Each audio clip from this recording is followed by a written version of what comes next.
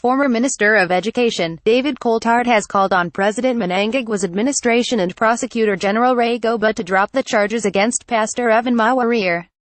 Mawarire is facing 2 counts of attempting to overthrow the government of former President Robert Mugabe after he organized demonstrations against the government, including one in New York. Coltart pointed out the irony of the charge against Mawarire when the Zimbabwe Defence Forces had actually seized power in a military takeover which resulted in the resignation of Mugabe.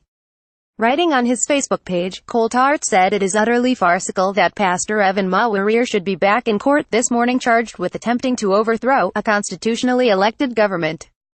Aside from the fact that the 2013 election seriously breached both the electoral laws and the Constitution, given the fact that President Mnangagwa now holds office thanks to a coup illegally and unconstitutionally done by the military, it is comical that his government should still be pressing these charges against Pastor Evan.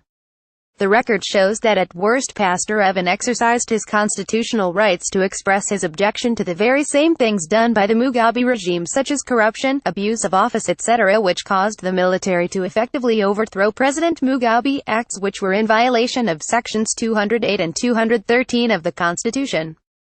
I hope that sense prevails in the Prosecutor General, who has now taken office again ironically courtesy of legal proceedings brought by Zimbabwe lawyers for human rights, moves quickly to drop these charges. If someone wrote a fictional story based on the events of the last few weeks in Zimbabwe, readers would think the plot outlandish. Generals overthrow a president in a non-coup and are lauded as heroes.